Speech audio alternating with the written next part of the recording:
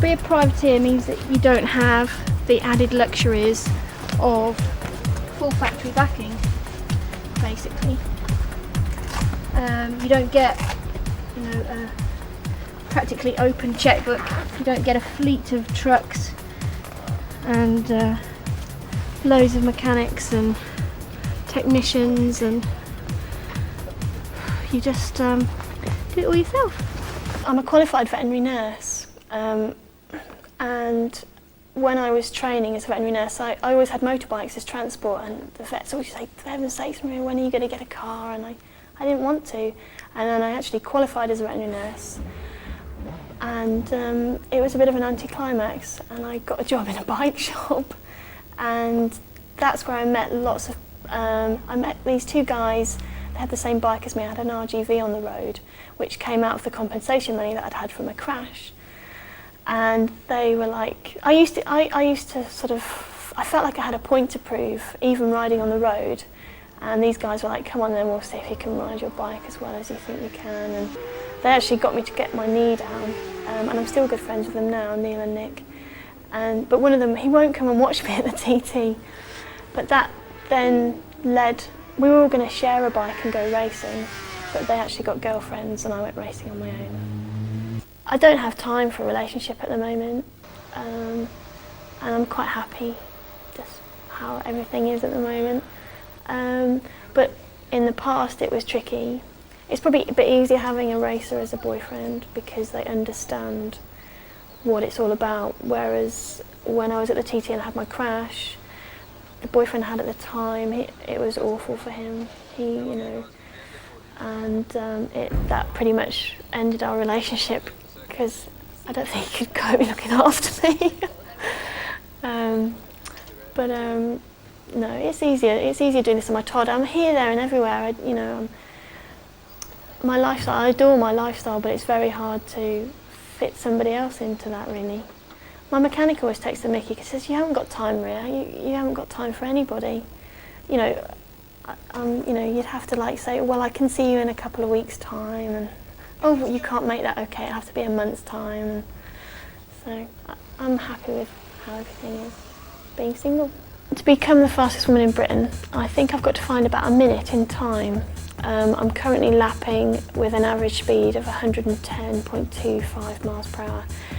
Whereas Sandra, who's the fastest, lapped at 114 point, I think it was 63 or something like that.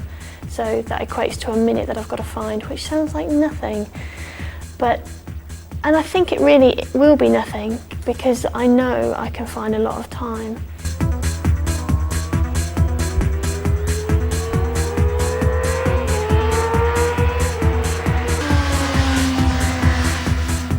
The TT is really important to me. It's very special to me. It means the world to me. It's a special place. I think it must have something to do with my addiction to speed, and you go so fast there. But I just adore it, and it's the fact that I'm the second fastest woman and I will be the fastest woman there. Makes it special to me, and the fact that I can beat lots of guys there. And it for some reason, even though the Isle of Man isn't, part of the World Championship anymore like it used to be years ago, it still carries kudos. And I do gain a lot of respect for the fact that I've raced there. I think even more so for the fact that I've crashed there and I've gone back. But no, I adore the place. I can't wait to be there. The next time you see this bike, it's going to look nothing like this. It's going to be all in race trim at the Isle of Man.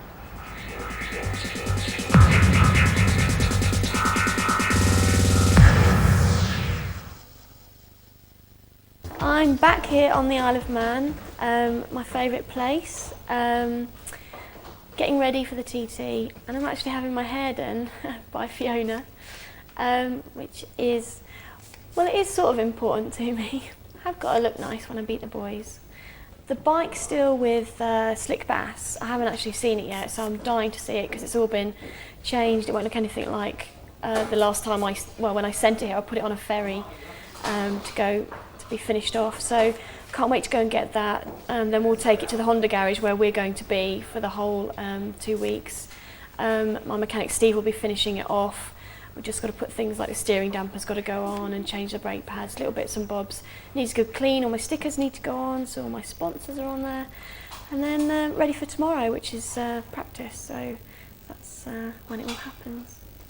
I've got to go and pick my leathers up actually, which are being badged up, so go and see the fairies. I've got to go and see the fairies.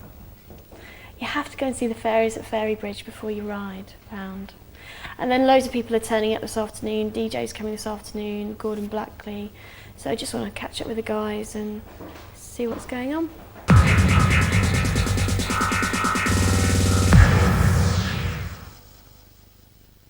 In my mind, I think if you're quick enough, you can kick ass. It doesn't matter if you're male or female.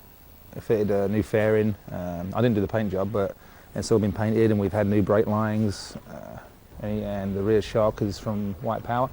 They've done the internals on the front forks as well. Other than that, basically it's a production bike with a few bits and pieces taken off, like the headlights and the rear tail light. I'm going to put some numbers on the back here so they can tell where she starts. I think women doing races is a brilliant thing. It's a bit sexist when you say women can't race. I mean, if you look back even in 1930s, there were women racing motorcycles.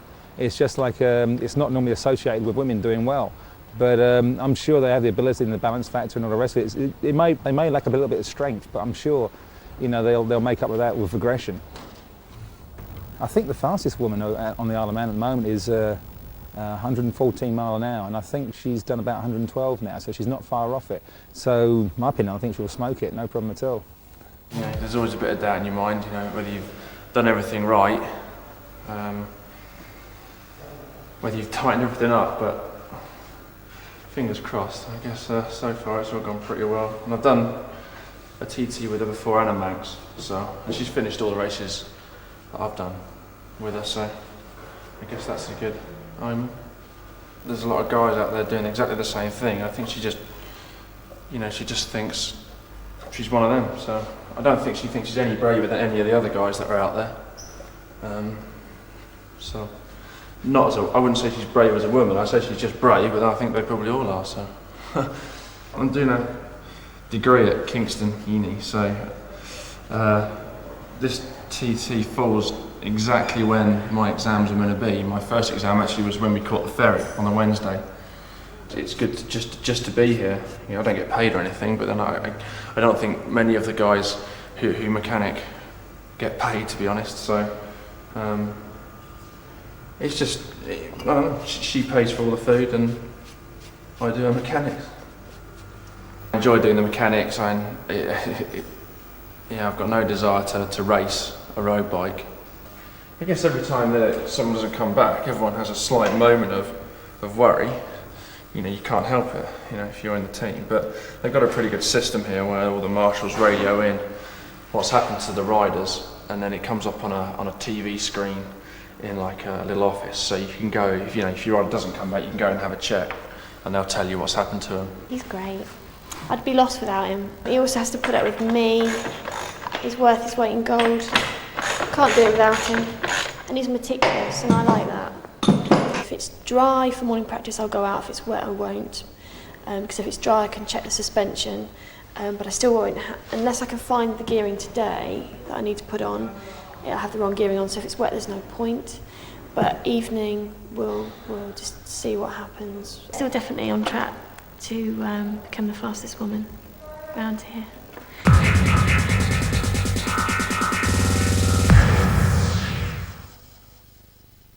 I'm very pleased with what I did. I've never gone this fast in morning practice before. I did 104.4 standing start and 106.27 as my flying lap. And that, considering it was wet on the mountain, there were wet patches, so taking it easy, and it was a bit of a sketchy lap, because they were really my proper laps. Saturday night definitely didn't count. I've definitely got rid of my nerves. That first lap on Saturday night, that got rid of my initial nerves, which does help. And then this morning my mechanic got me out quite early in the group, so I was sort of setting off with all the quick boys thinking, ooh, am I going to be getting in the way? But Richard Britton didn't come past me till Grieber Bridge, and he set off behind me. And then nobody else really came past me. I caught a few. And then Locker came past me on the mountain on the second lap. And he pulled away, but I stayed pretty much with him, but it was damp on the mountain, so no, it's good. Pleased. She's done really well so far. We're on track to do some really good times, so hopefully she'll get faster and faster as the week goes on.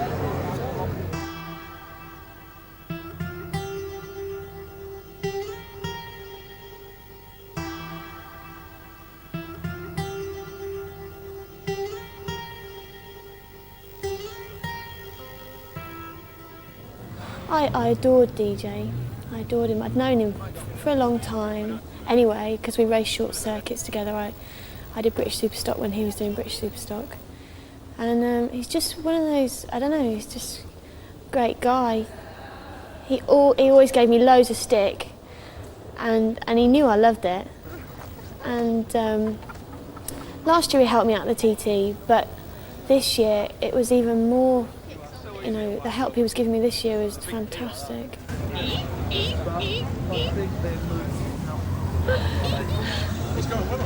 He was just fantastic. I miss him a lot.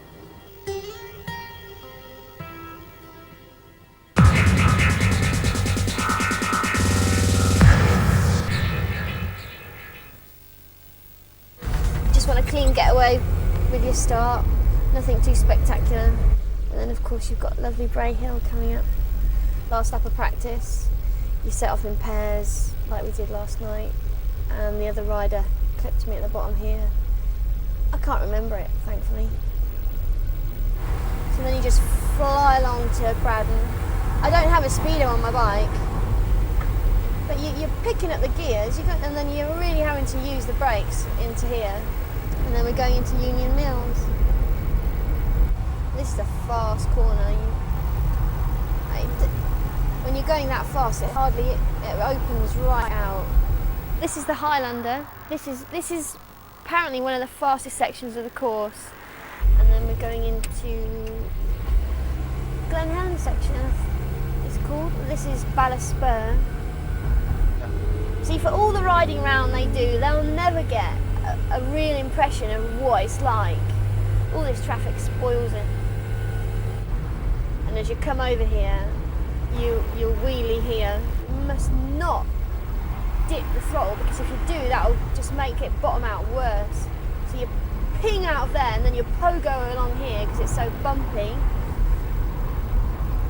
That always looks really good on TV as you watch them come through here. Coming out of here, the trick is that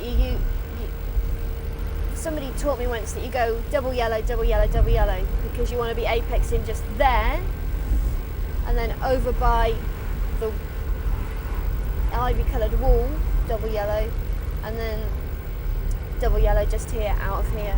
It does sort of come up a little bit there, and it chucks me over the front, but it just becomes so narrow through here. And it sort of takes your breath away when you're on a good lap. It's wicked through here. That curb sort of tends to jump out a bit. Coming up to Ballacry next, which is another jump. I get right up to it and I roll off, roll on, and she just jumps. Tricky section because I know I'm going too slow through here. I know I can find speed through here. Ginger Hall, now it gets bumpy. After this corner it gets bumpy.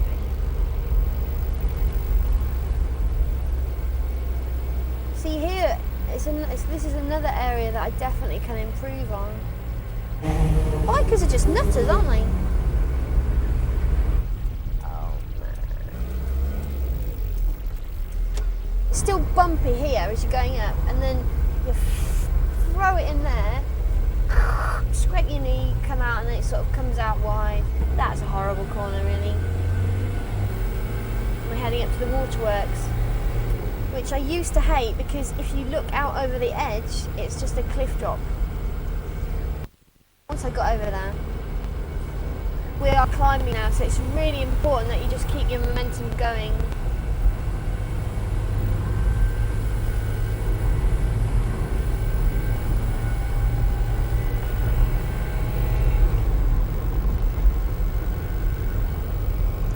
My van doesn't even like going up here.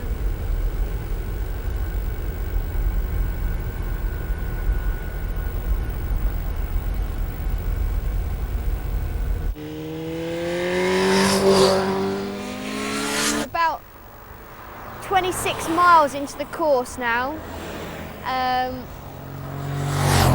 We're on a steady climb up the hill, up the mountain. You've got this wonderful view of Ramsey in the background. Obviously I don't get the chance to look at that. This is just about where your ears pop. I do love the mountain because it is fast. Got some awesome corners on it. But as you can feel, we're still going up the mountain, so you've got to,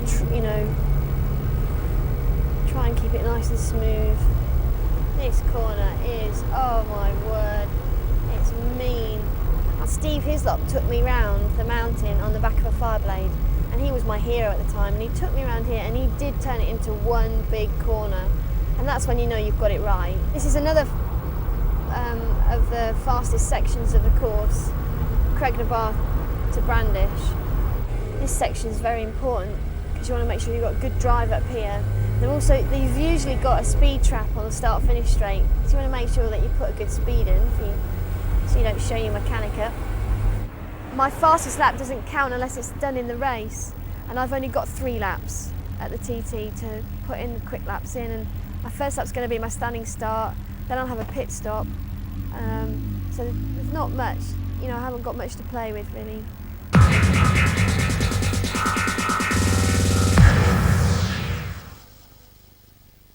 I'm very honoured to be invited to go and see the Mare this afternoon.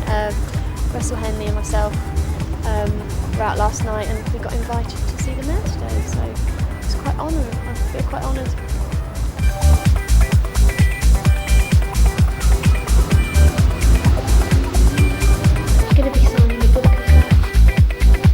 If I could, I'd have every TT rider in here. I love the races, been brought up with them, being Manx born and bred, and I hope the TT goes from strength to strength, and I'm sure it will do. Maria I met about 4 or 5 years ago through a mutual friend, Councillor Stephen Pitts, and Stephen mentioned that Maria was coming over again this year, so now I'm Mayor this year. I've just been installed for the last 2.5 weeks. And I didn't see any reason not to invite her into the parlour, and we just hope she has a successful and a safe ride. Be quiet, Mr. Pitts. Thank you.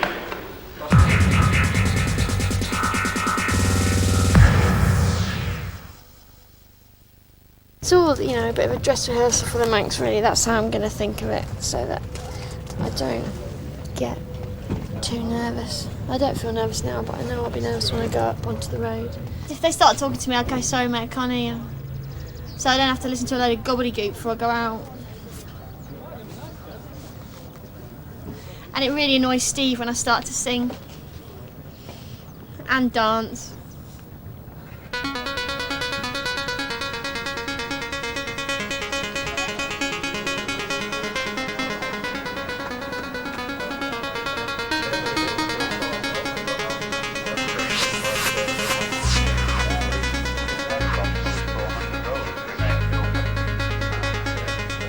Hopefully she'll get around okay. I'm sure she will.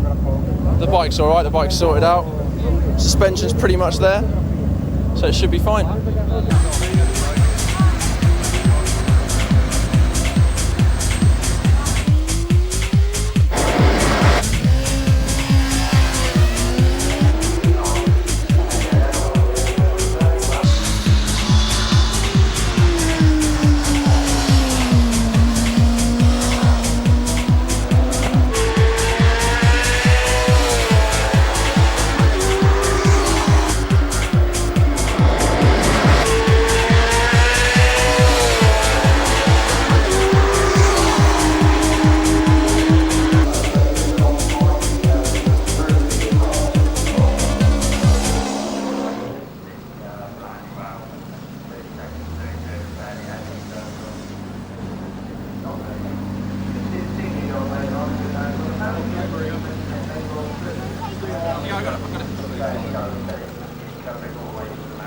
Well done.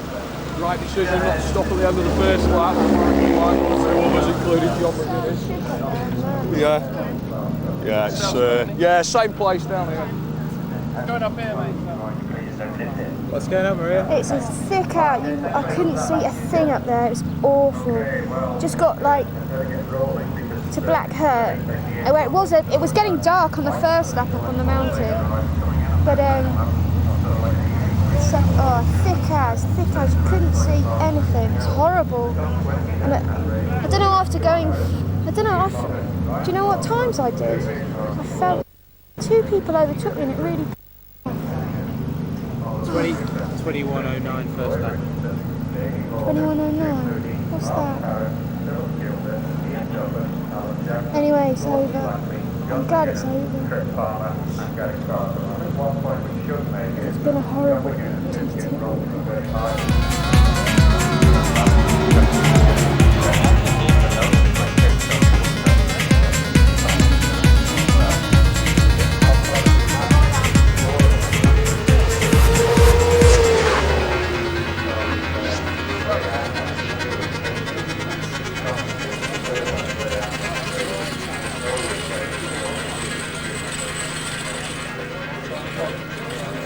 It's getting insane, I know. I'm under pressure. Try to believe you. Try to believe you. I am glad it's over, and I'm really surprised to be saying that. In some ways it's been fantastic. I've had masses of coverage. It's been outrageous in that way. But then having a race reduced to 2 laps, which was an absolute nightmare of a race with awful conditions, worst fog I've ever seen on the mountain. Just a real anticlimax. I came in and I felt like I hadn't raced. I was really frustrated. And I'll still be the fastest woman round here. That's not a problem. I mean, I need to just remind myself how far I've come, I have come on in leaps and bounds. Okay, it didn't happen this year in the race, and I want to never ever look at that result that I got yesterday. But no. The point is I'm still here and I can come back.